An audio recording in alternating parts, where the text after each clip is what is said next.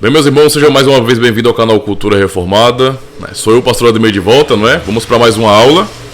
Dessa vez para a nossa aula de número 17, tá bom? Do nosso catecismo, o Catecismo de Heidelberg. Vamos avançar para o Dia do Senhor 25, né? Onde estudaremos de maneira introdutória os sacramentos, né?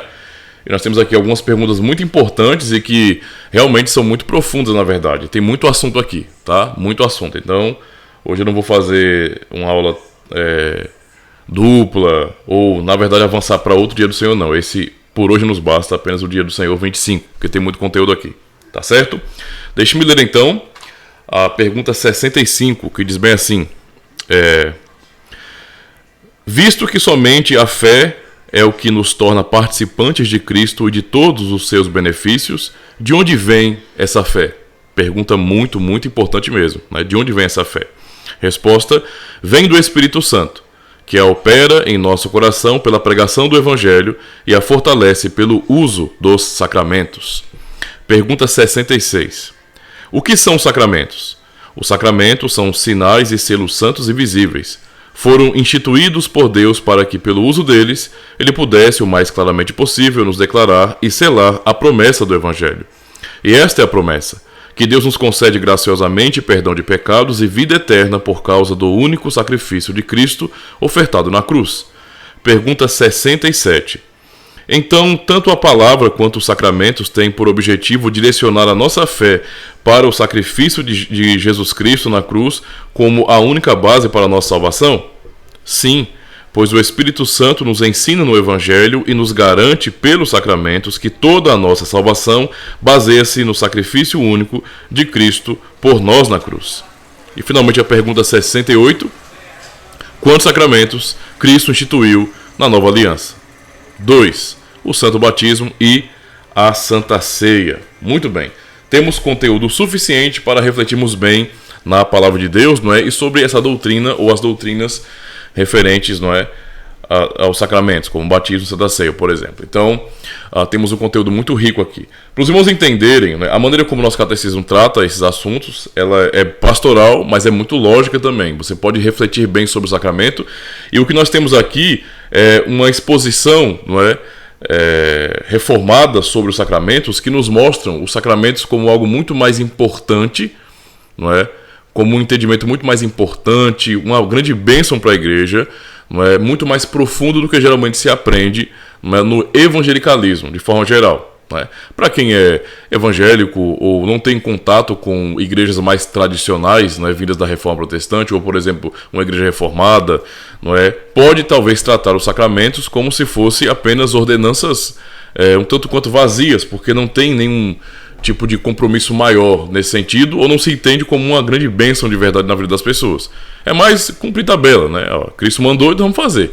Mas não parece que há um sentido mais profundo, não é, de aplicação para nossas vidas. E é isso que tem que ser mudado, porque aqui em nosso catecismo aprendemos os sacramentos, né, sobre os sacramentos de maneira muito mais profunda e entendemos a aplicação disso para nossas vidas, tá bom?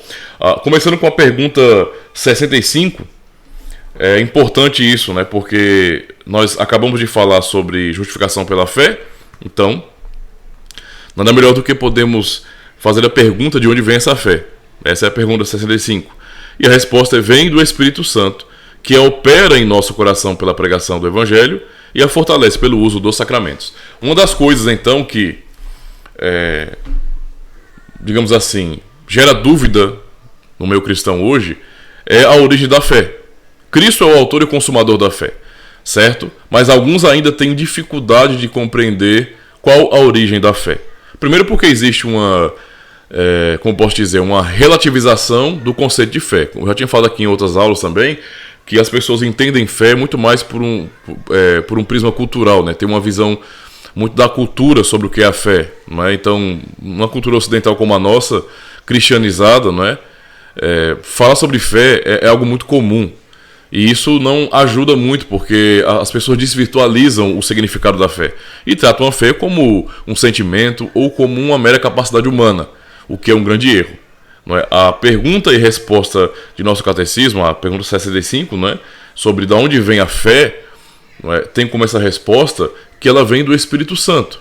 Ou seja, a fé ela não é uma capacidade humana, porque não se trata apenas de uma aceitação intelectual. Não é tipo você ouvir alguma coisa, concordar com aquilo, concordar com a doutrina que é apresentada, não é? Com as verdades, e isso é fé. Não, isso aí é raciocínio. Você está pensando acerca, não é, do que foi dito a você. Tanto é que muitas pessoas podem simplesmente abraçar o sistema doutrinário reformado, calvinista. Por quê? Porque para muitas pessoas vai ser muito mais lógico, né? Só que isso não significa ter fé. Muitas pessoas podem abraçar, subscrever o sistema doutrinário reformado, e eu digo, isso pode acontecer. A pessoa pode chegar até o ponto de fazer a sua pública profissão de fé respondendo a 13 perguntas bem elaboradas, se comprometendo, declarando, prometendo, e no final de tudo a pessoa não crer de verdade, não é? E isso ser demonstrado na sua maneira de viver, que é oposta àquilo que a pessoa acabou de confessar. Então, abraçar um sistema teológico não significa necessariamente ter fé. Muitas vezes isso acontece sem uma fé verdadeira, tá? E isso é para que nós venhamos compreender que a fé, ela não vem de nós mesmos. Ela não é uma capacidade natural humana. O homem não tem fé por natureza. O homem tem capacidade de crer, no sentido de crer em alguma coisa. Sim, todo mundo tem, né? E de fato as pessoas, elas acreditam em muitas coisas, certo? E poderíamos chamar isso de fé. Se pudéssemos separar esses entendimentos, esses conceitos, né? Poderíamos até chamar de fé, mas pensando num aspecto cultural, porque é assim que se trata hoje. Crer e fé é a mesma coisa. Mas muitas pessoas, as pessoas têm geralmente essa capacidade de acreditar em alguma coisa. Então muitos acreditam em várias religiões, certo? Muitas pessoas praticam religiões distintas, religiões bem diferentes no caso.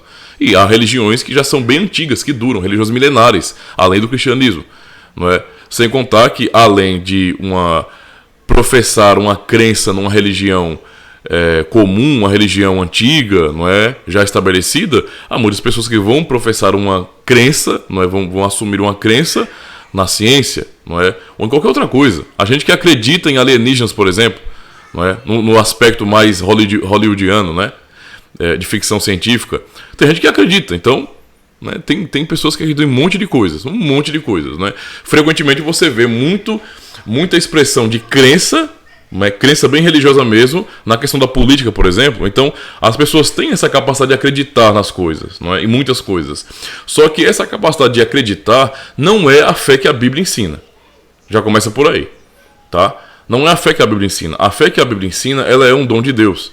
A resposta do nosso catecismo não é que essa fé, de onde ela vem, qual a sua origem, ela vem do Espírito Santo, não é? Que a opera em nosso coração pela pregação do Evangelho e a fortalece pelo uso dos sacramentos. Ou seja, pegando mais uma vez o gancho de Romanos 3, só por aquilo ali, só pelo que Paulo ensinou, né? ou que Tiago ensina, por exemplo, também, né?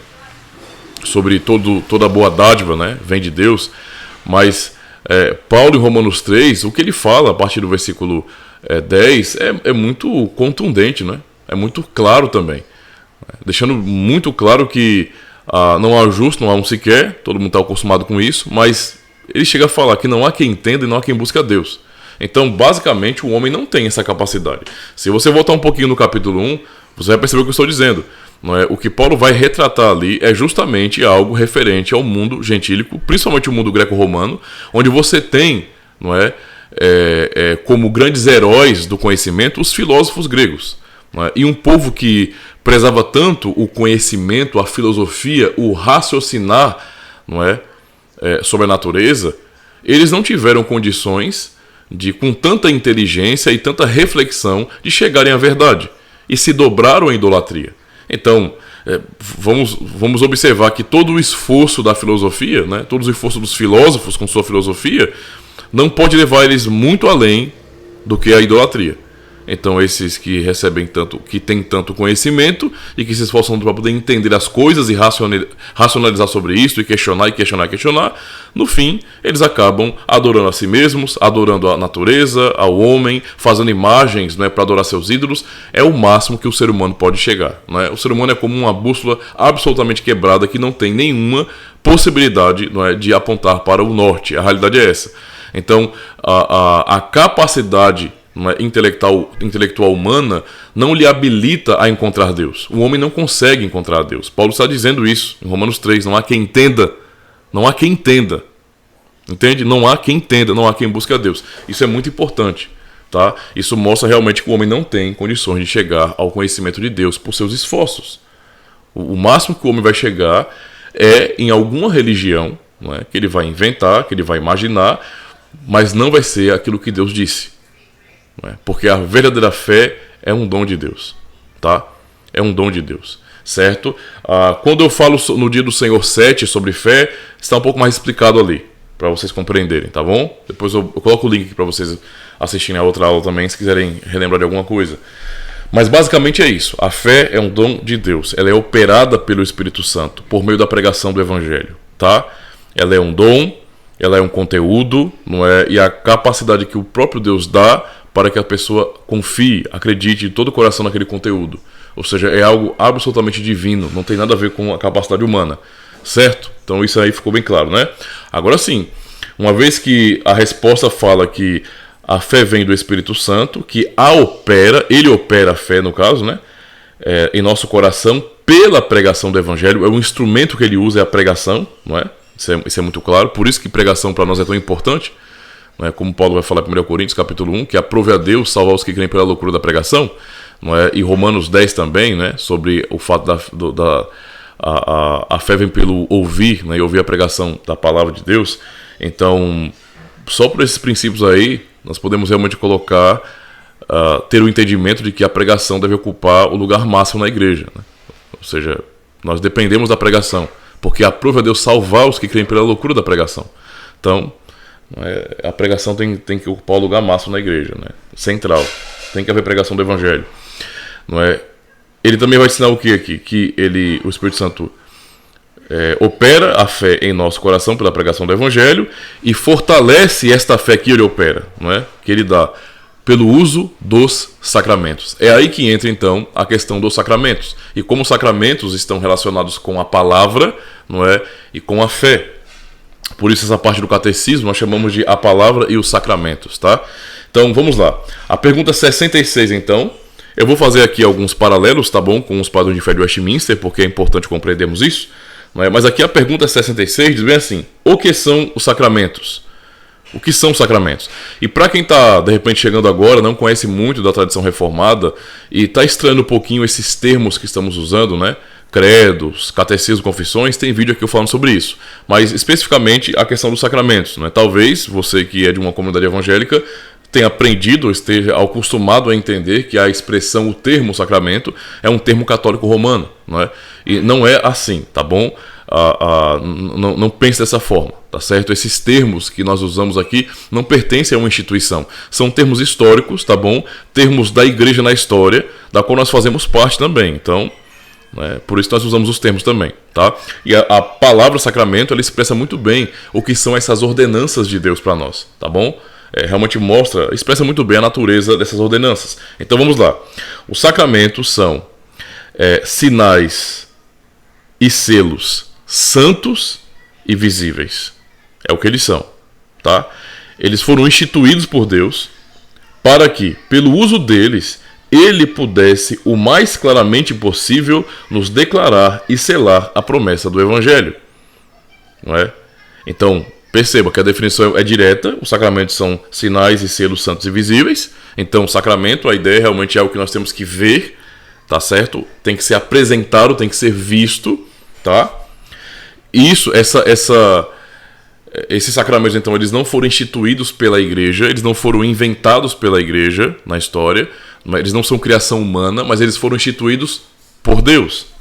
Pode pensar aí nos evangelhos, Cristo instituindo, por exemplo, a Santa Ceia e também ordenando o Santo Batismo, tá? E eles foram instituídos por Deus para que, pelo uso deles, então devem ser praticados, usados, né? Deus no caso, pudesse o mais claramente possível nos declarar e selar a promessa do evangelho. Né? Isso é importante para nós. A gente vai entender isso aí depois nos outros estudos, né, nas outras aulas, mas já de cara podemos compreender o seguinte, que nós temos vários sentidos, não é? Para quem trabalha com ensino, por exemplo, sabe muito bem a grande importância que tem para que haja aprendizado, você ouvir e você ver também, tá?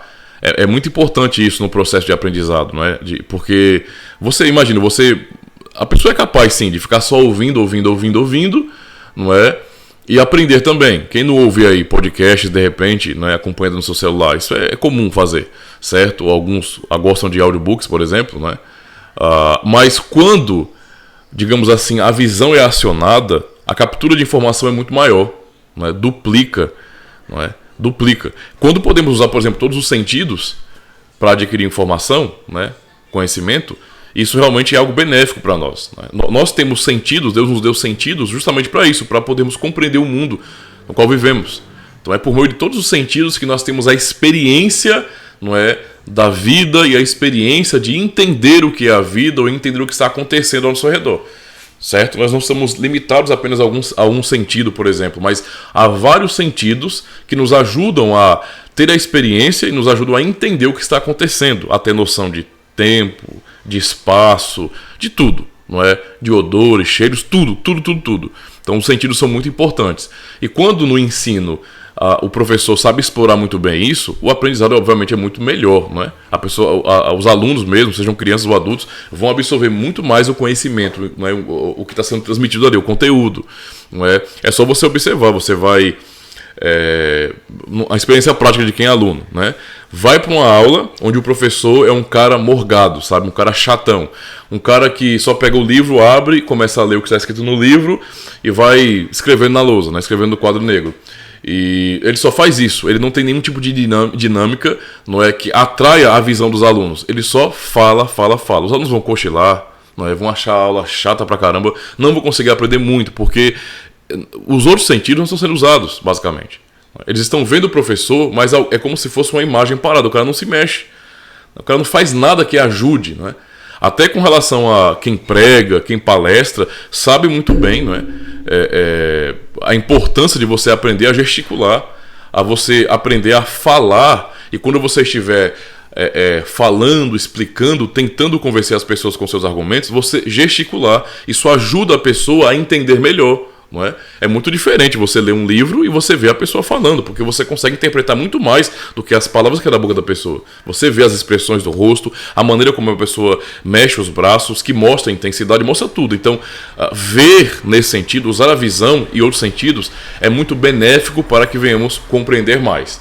Deus, não é, que é infinitamente sábio, deu desde o passado, não é, o povo lá de Israel no passado, não somente promessas, ou seja, a sua palavra, mas junto à palavra, junto à promessa, que é o evangelho ou o proto-evangelho, não é? Ele deu também ordenanças que são sacramentos, ou seja, visíveis, algo para ser visto, tá? Algo para ser feito de maneira solene, para ser contemplado pelo povo.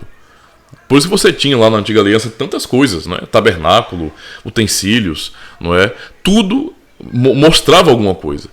Apontava para alguma coisa, para ensino. Era algo didático nesse sentido. No Novo Testamento isso não muda. Cristo nos prega o Evangelho, fala a verdade, nos chama ao arrependimento, mas ele também dá a Santa Ceia, né, para que venhamos ver e participar. Isso é muito bom. Depois de você entender toda essa questão de como nós absorvemos conhecimento e informação por meio dos sentidos, você analisar a lógica da ceia. Nós vamos estudar isso melhor em outra aula. Mas com a Santa Ceia, nós usamos muitos sentidos. Não é? Muitos sentidos. Estamos usando a audição, estamos ouvindo a pregação, o ensino sobre, estamos vendo acontecer, mas participamos, tocamos, cheiramos, nos alimentamos. Então, isso realmente é um uso geral de nossos sentidos. Não é? Tudo para que nós venhamos realmente compreender mais. Então, perceba o que o Catecismo está dizendo aqui. Isso vale para o batismo também. Está dizendo, veja, foram instituídos por Deus para que, pelo uso deles, ele pudesse o mais claramente possível nos declarar e selar a promessa do Evangelho. Então, você percebe como que Deus, em sua sabedoria infinita, nos dá, não é, algo para vermos também, não é, para tocarmos, certo? Para que tenhamos a experiência de participar, justamente para que a palavra, a promessa do Evangelho, seja mais clara em nossas vidas, muito mais clara. Não seja apenas algo que nós ouvimos. Não é? O ouvir é o começo, não é? É a ferramenta da pregação que o Espírito Santo usa para dar fé ao pecador, ao que está morto em delitos e pecados. Mas ele faz mais do que isso. Ele inicia a fé, ele opera a fé em nosso coração, mas nos dá também os sacramentos para auxiliar essa fé. Veja como isso é maravilhoso, irmãos. Isso é muito bom mesmo. Continuando aqui. E esta é a promessa, que Deus nos concede graciosamente perdão de pecados e vida eterna por causa do único sacrifício de Cristo ofertado na cruz. Eu vou fazer aqui então essa leitura paralela com outros documentos reformados, tá? Só para avançarmos um pouco mais no conhecimento. Por exemplo, na Confissão de Fé de Westminster, quando nós vemos dos sacramentos, diz bem assim, olha: os sacramentos são santos sinais e selos do pacto da graça, certo? Para você perceber alguma semelhança, né, com a resposta do nosso catecismo, imediatamente instituídos por Deus para representar Cristo e os seus benefícios e confirmar o nosso interesse nele, bem como para fazer uma diferença visível entre os que pertencem à Igreja e o resto do mundo, e solenemente obrigá-los ao serviço de Deus em Cristo, segundo sua palavra. Não é? Isso realmente é maravilhoso, porque veja a definição da Confissão de Fé de Westminster. Não é? Deus instituiu imediatamente, não é, para representar Cristo e os seus benefícios. Tá? Se alguém tem esse anseio de ter uma representação de Cristo, os sacramentos foram dados para isso. Então não precisamos ficar tentando imaginar quais eram as feições de Jesus, né? Tentando imaginar como seria a aparência do Filho de Deus.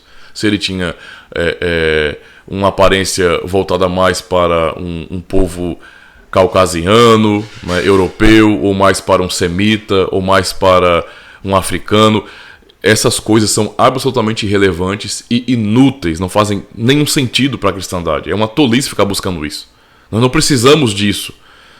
Entende? Nós não precisamos de tentar ter imagem de Jesus Cristo, imaginar como ele era. Isso não tem nenhum auxílio real para a igreja.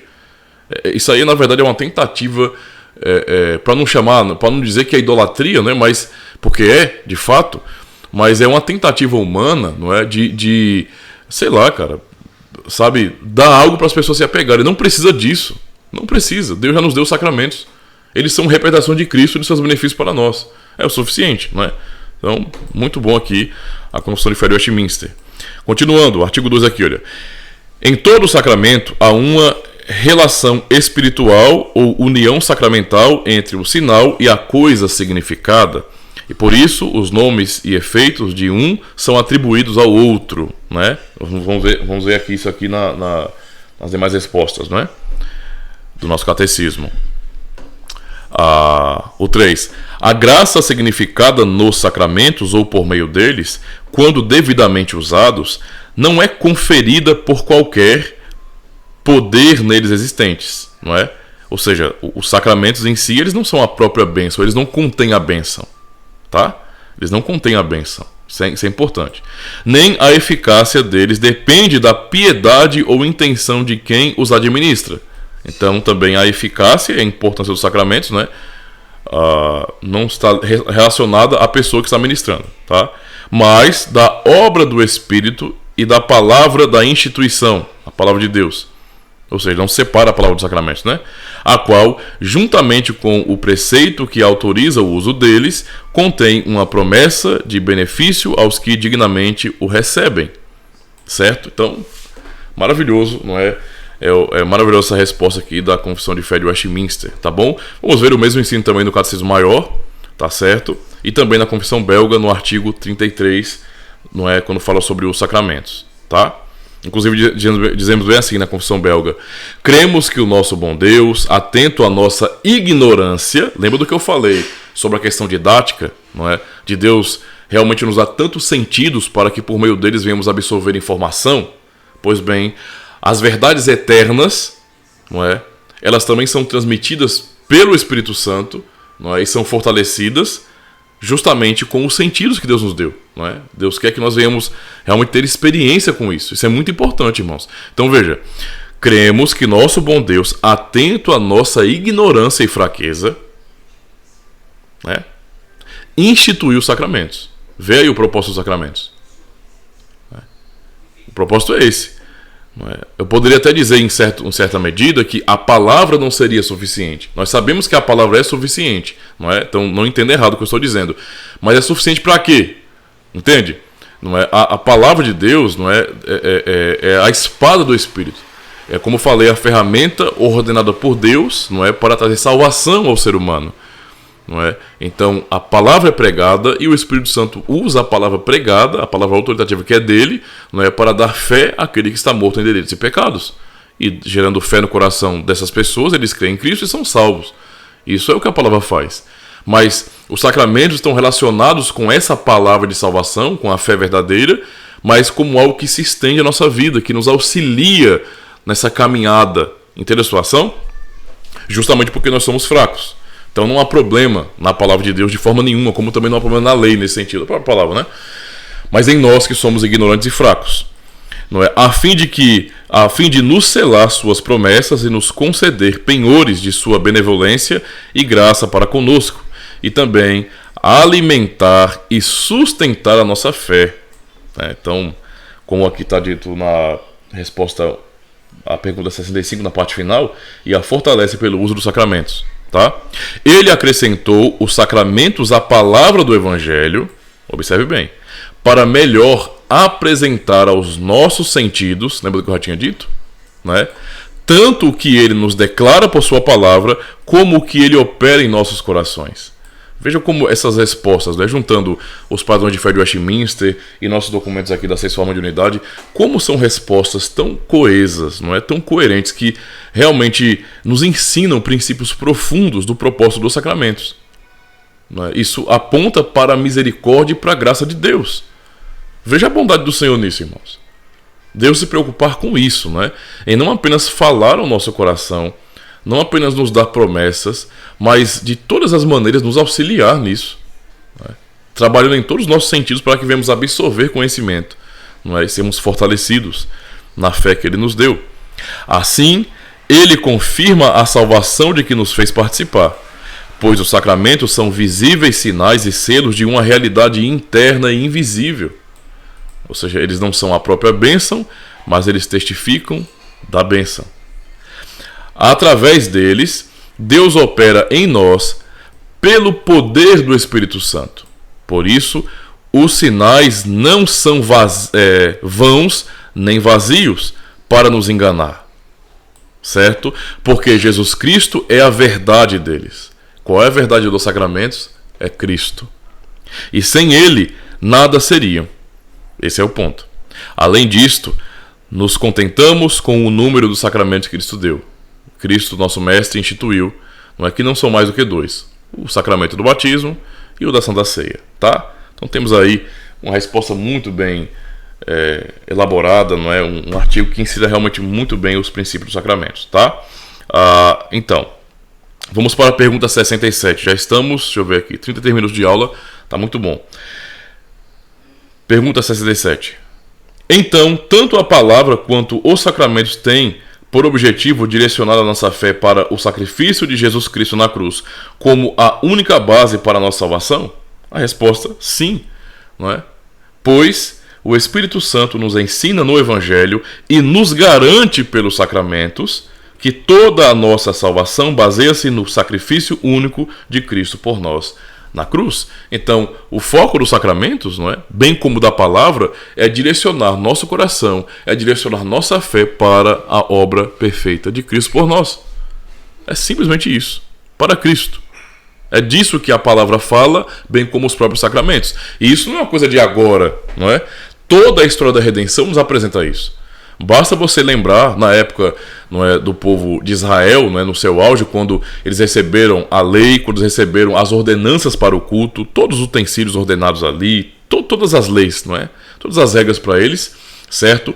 E o culto ordenado no tabernáculo, tudo aquilo, tá? Cada sacrifício, cada utensílio, tudo o que estava ali construído apontava para Cristo, para a sua obra. Era Deus ensinando por meio daquelas imagens, digamos assim, não é?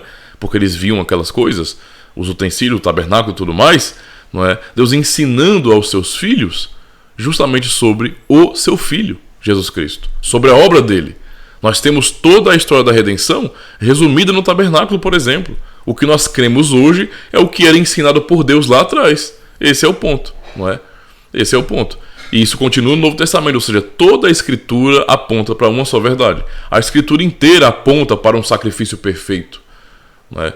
Para a obra do Filho de Deus. Essa é a grande realidade, irmãos.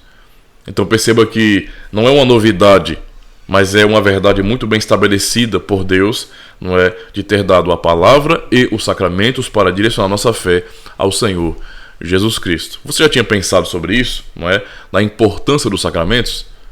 Então, se algum tipo de prática litúrgica ou algum sacramento não está sendo usado para apontar para Cristo e sua obra, não faz sentido. Para pensar nisso aqui, né, antes de chegarmos para o finalzinho, embora aqui não tem muito o que dizer acerca da resposta à pergunta 68, porque nós já lemos aqui na Confissão Belga, né? Quantos sacramentos Cristo instituiu na Nova Aliança? 2, o Santo Batismo e a Santa Ceia.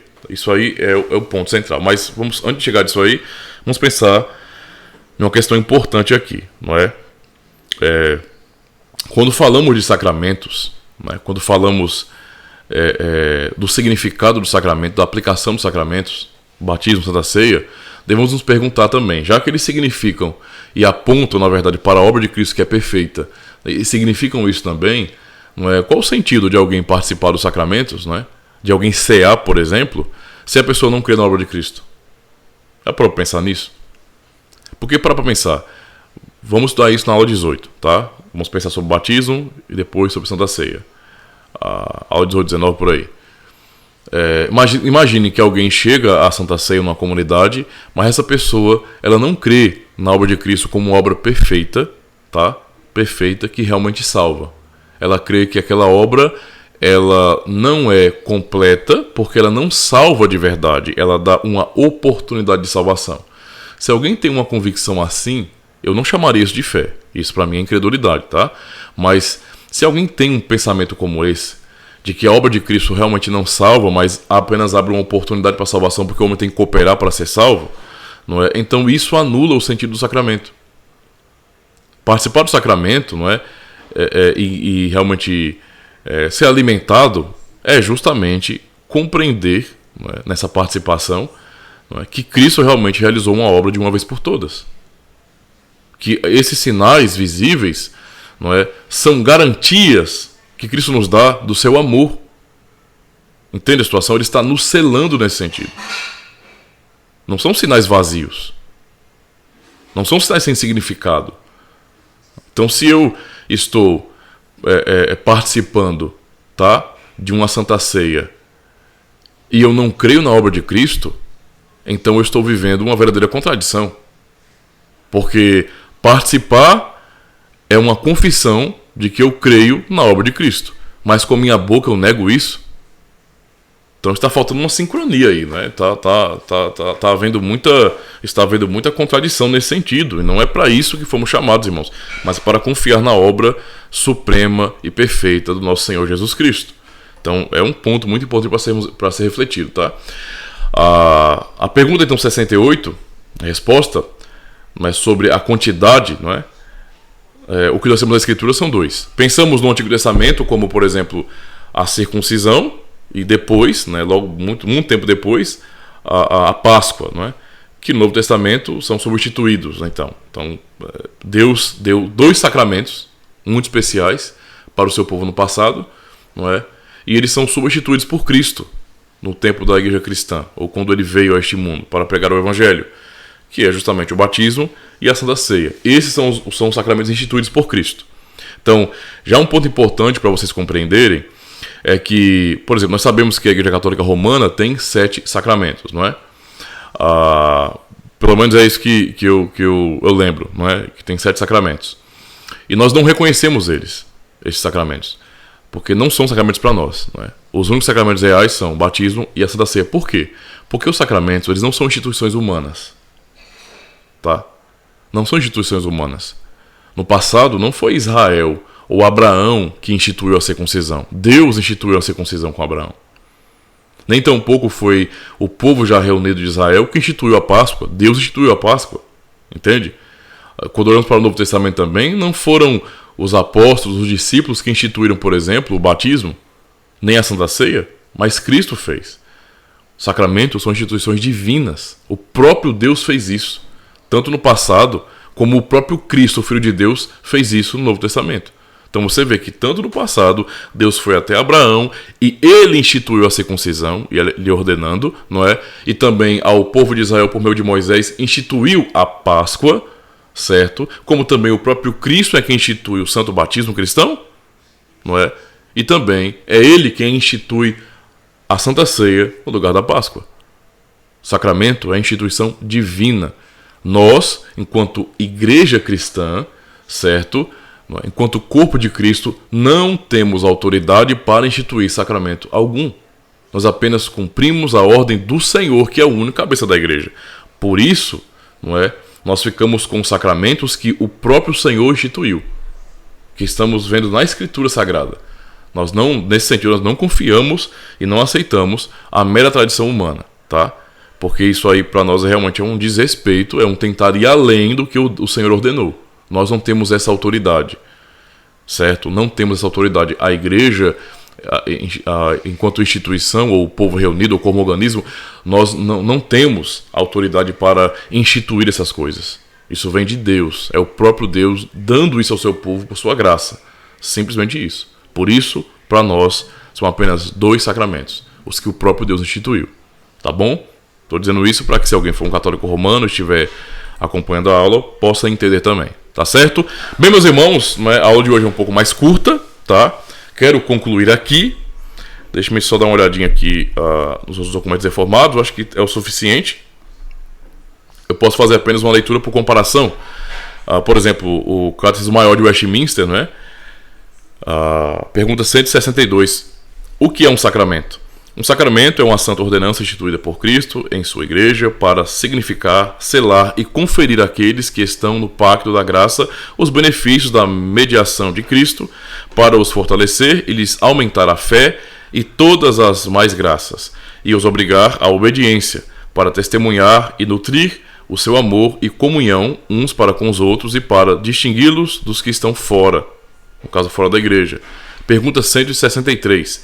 Quais são as partes de um sacramento? Uma pergunta importante. As partes de um sacramento são duas. Uma, um sinal exterior e sensível, usado segundo a própria instituição de Cristo.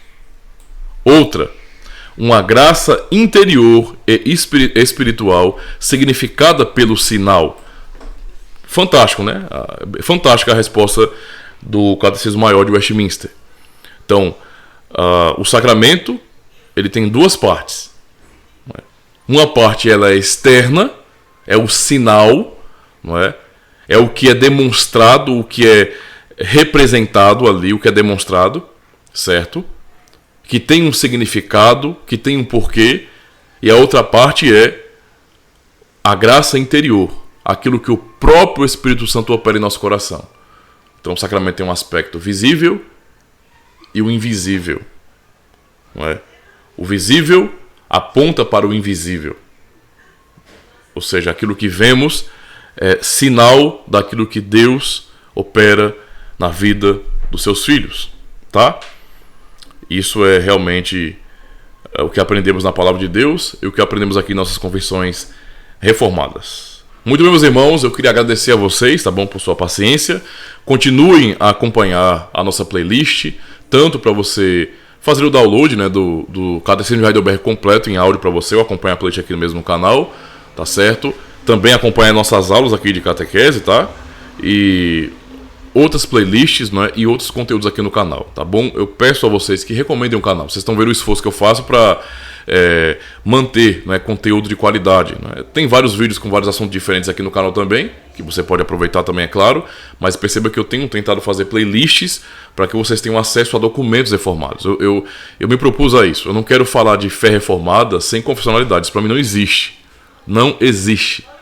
É necessário que, se vai falar de fé reformada, se fale, não é, a partir das confissões, da confessionalidade da igreja. Tá bom? Então é isso, muito obrigado, Deus abençoe e até a próxima aula.